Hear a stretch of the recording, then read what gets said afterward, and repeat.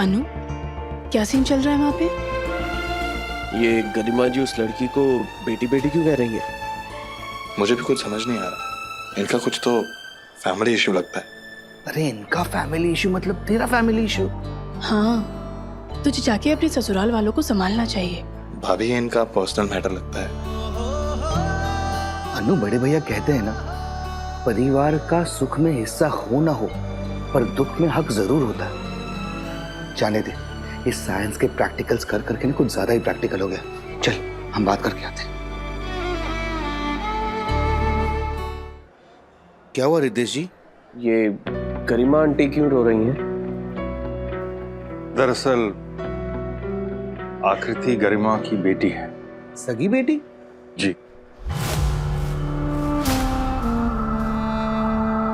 वो बचपन से ही अपने पापा के साथ रहती है और गरिमा से बात तक नहीं करती है। प्लीज बुआ, रोइए मत ना।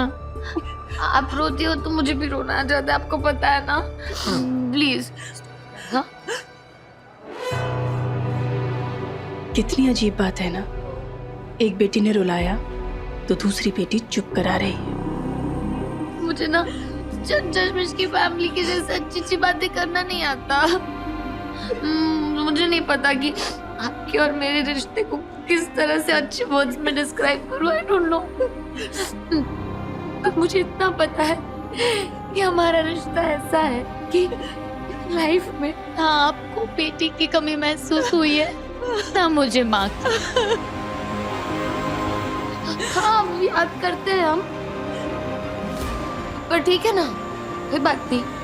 कभी कभी रो लेंगे, थोड़ा थोड़ा रो लेंगे, पर एटलीस्ट हम एक दूसरे के साथ है ना, वरना पूरी जिंदगी रोना पड़ता।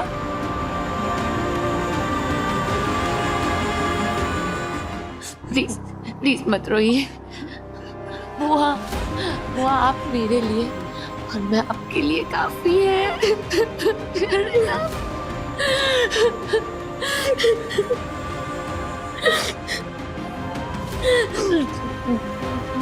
मैं ना अच्छी बन जाऊंगी एकदम। मैं पहले से ही अच्छी हूँ, और ज्यादा अच्छी बन जाऊंगी। I promise. मैं आपको बिल्कुल परेशान नहीं करूंगी। हाँ, हम लोग मदर्स डे पर अलग अलग रूम में बैठ के रोते हैं ना। अब नहीं, अब नहीं। अब ना मैं पूरा टाइम आपकी गोद में बिठाने के लिए थोड़ी बड़ी हो गई हूँ, पर आप बिठाओगी तो बैठ जाऊंगी पूरा दिन। आपको छोड़ कर कहीं नहीं जाऊंगी, क्योंकि मुझे आपकी वैल्यू है। मेरी लाइफ में एक ही मदर फिगर है। मुझे नहीं पता कि बेटी कैसी होती है, पर मुझे इतना पता है कि माँ आप ही के जैसी होती है। आपकी तो बेटी है, मेरी तो एक ही माँ है ना। मेरी तो एक ही माँ है। प्लीज मत रोइए, प्लीज।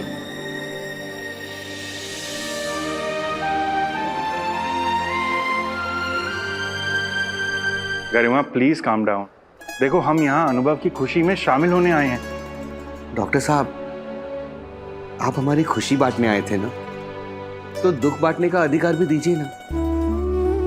अब ये दोनों परिवार एक होने वाले हैं, तो इनके दुख सुख भी एक हुए ना। गुनगुन बेटा, अपनी बुआ का ख्याल रखो।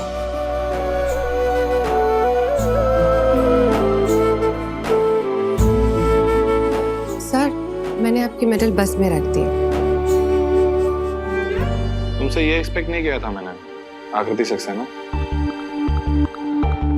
परिवार के साथ ऐसी बदतमीजी, वो भी एक पब्लिक प्लेस में। सर, आपने सिर्फ वो देखा जो आज हुआ है, वो नहीं जो इतने सालों से होते आ रहा है। राइट। मुझे नहीं पता कि क्या हुआ है, मुझे ये भी नहीं पता कि क्या होता है, लेकिन मुझे ये जरूर पता है कि क्या होना चाहिए। परिवार में प्यार, बड़ों का सम्मान होना चाहिए, लेकिन एक पब्लिक प्लेस में तमाशा नहीं होना चाहिए। बात कोई भी हो, हालात कैसे भी हो और गुस्सा कितना भी हो, अपनी माँ से बदतमीजी करना कभी भी जस्टिफाई नहीं किया जा सकता आकृति सक्सेना। पर सर, माँ सेल्फिश हो तो जो अपनी लग्जरी और कंफर्ट के लिए बचपन में अपनी बेटी को छोड़ के चले जाए तो ऐसी माँ इज्जत देने के लायक नहीं होती। इनफैक्ट ऐसे लोग माँ कहलाने के लायक नहीं होते। मैं अपनी पर्सनल लाइफ किसी से नहीं शेयर करती, कभी नहीं। पता नहीं आज क्यों आपको सब बता दिया। आप सब जानते हो भी। आप बताइए कि मेरा गुस्सा करना जायज नहीं है? एक काम करते हैं, इसके बारे में बाद में बात करेंगे। गरिमा बस करो प्लीज। बस ना बुआ, बस बहुत हो गया। अब आपने रोना बंद नहीं किया ना, तो मैं ये समझूंगी कि आपने मुझे अपनी बेटी माना ही नहीं है।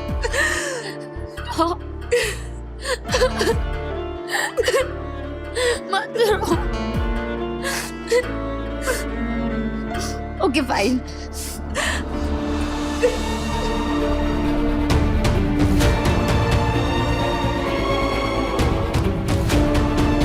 देखा सर, इस लेडी के लिए मुझसे ज्यादा इम्पोर्टेंट उनकी भतीजी। यू नो, बचपन से ऐसा होता है। मेरे हिस्से का प्यार हमेशा गुनगुन को मिलता है।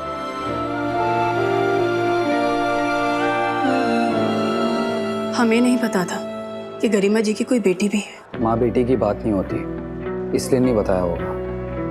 पता नहीं माँ बेटी के बीच किस बात को लेके झगड़ा है, लेकिन जो भी हो, इस लड़की को अपनी माँ के साथ ऐसा बर्ताव नहीं करना चाहिए था।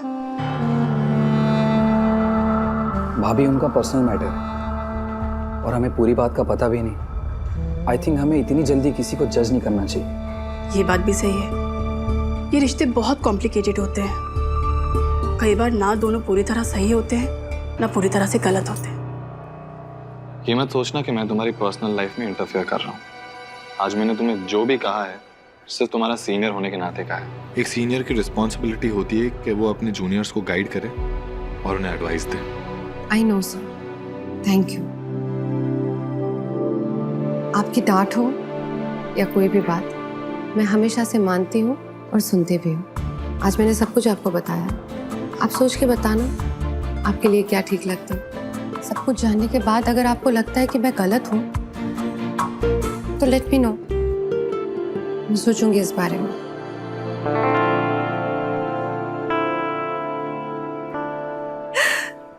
एक बेटी तो पहले से ही गुस्सा है, दूसरी भी रूठ जाएगी तो मैं क्या करूंगी? किस लिए जीऊंगी? नहीं, मैं तो सिर्फ आपको चुप कराने के लिए कह रही थी। आपसे रूठ जाऊंगी तो कहाँ जाऊंगी? हाँ, कहाँ जाऊंगी? मैं कहती हूँ बुआ, बनती तो माँ ही हूँ ना, और माँ से दूर कोई हो सकता है? और माँ की आंखों में आंसू भी नहीं देख सकते। बस अब रोना बंद। हाँ, आई एम सॉरी, आप लोगों को हमारी वजह से शर्मिंदा होना पड़ा। नहीं, शर्मिंदा तो आप हमें कर रहे हैं, प्लीज। अपनों का दुख अपने नहीं समझेंगे तो और कौन समझेगा? चलिए हम आपको गाड़ी तक छोड़ के आते हैं। अपनी बुआ का ख्याल रखना और अपना भी।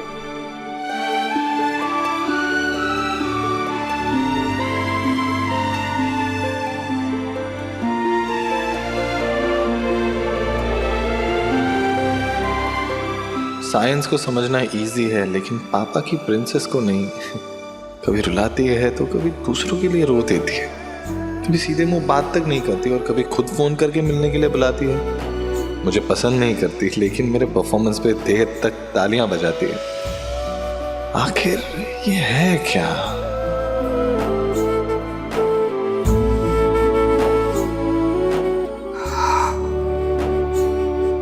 बुरा लग रहा है? होता है। जब कोई अपना लगता है ना तो उसका दुख भी अपना लगने लगता है। वेलकम टू मैरिड क्लब, जहां आदमी सब कुछ देख सकता है लेकिन अपनी वाइफ की आंखों में आंसू नहीं। और वाइफ सब कुछ देख सकती है लेकिन अपने पति को खुश नहीं। क्यों? मुझे बुरा लग रहा है लेकिन गरिमा जी के लिए। अच्छा, रहने दे रहने दे। अपनी बुआ का ख्याल रखना और अपना भी। मतलब आप सबका ध्यान मेरी बातों पर था? नहीं, हम तो बस तुम पे नजर रख रहे थे। तुम्हारे फैन है ना। वैसे फैन तो कोई और हो गई। कौन? वही जिसकी तालियां थमने का नाम नहीं ले रही थी।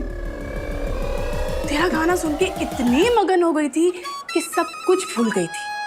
आप लोग ना कभी सीरियस नहीं हो सकते लाइफ में। इतना कुछ हो गया है और फिर भी आपको मस्ती सूझ रही है। नहीं नहीं अनु, ऐसा नहीं है। जो हुआ वो देखकर हमें भी बुरा लगा भाई, और खासकर गुनगुन के लिए। अरे उसको रोता देख के तो हमारे आंखों में आंसू आ गए थे। वैसे मुझे अब तक ये नहीं समझ में आया, ये गुनगुन इतनी देर तक क्लैपिंग क्यों कर रही थी? आप लोग इतनी बचकानी बातें कर कैसे सकते हो? अरे तू भी शुरू कर ना, तू भी मजाक कर। No thank you. अब हम घर के लिए निकले, वरना ये यूनिवर्सिटी वाले हमें धक्के मार के निकालेंगे। साइंटिस्ट ऑफ द ईयर के घर वालों को कोई निकाल सकता है क्या? हाँ, एक काम कीजिए, ये टेड टॉक ना आप घर जाके दीजिएगा। चलो। मुझे अपने घर जाने का बिल्कुल मन नहीं कर रहा। तो मैं एक काम करता हूँ, खुशी को बोल देता हूँ कि वो अकेली ही चली जाए। नहीं नहीं मैं जाता हूँ। तो फिर जल्दी जाए क्योंकि वो बाहर गाड़ी में वेट कर रही है। Okay bye. वैसे अनु, गरिमा आंटी की बेटी की पोस्ट क्या है? वो हमारे यूनिवर्सिटी में जूनियर साइंटिस्ट है। अच्छा, जिस तरह से अनु सर कह के तुम्हारा अनुसरण कर रही थी ना, जूनियर नहीं तुम्हारी फैन लग रही थी। आप शायद भूल रहे हो भैया कि मैं भी एक सीनियर साइंटिस्ट हूँ। तो सिर्फ एक वो नहीं है, बाकी सारे जूनियर्स मुझे फॉलो करते हैं। अच्छा एक बात बता, तू उस लड़की से अकेले में क्या बात कर रहा था? बात नहीं कर रहा था चाचू, मैं उसे समझा रहा था कि उसे अपनी माँ के साथ ऐसे बात नहीं करनी चाहिए थी। वाह, अभी से अपने ससुराल वालों की इतनी चिंता। और साली की भी। भाभी, वो सिर्फ मेरी जूनियर है। साली प्लस जूनियर मतलब जूनियर साली। भाभी, अरे ठीक तो कह रहे हैं, गुनगुन तेरी वाइफ होने वाली है ना? और गुनगुन और आकृति बहनें हैं, तो वो तेरी साली हुई ना। और कमाल की बात है ये देखो कि अनु की उसके साली के साथ बनती है पर घरवाली के साथ नहीं। और उससे भी कमाल की बात ये है कि साली और घरवाली की आपस में नहीं बनती। मतलब अनु गुन की लव स्टोरी शुरू होने से पहले ही उसमें आ गया ट्विस्ट ट्विस्ट ट्विस्ट। ये अनुगुण क्या है? अरे भूल गया, अनु गुनगुन अनुगुण। अब देखना ये है कि इनकी लव स्टोरी की गाड़ी पटरी पे चलती है या दौड़ती है, और या फिर पटरी से उतरती है।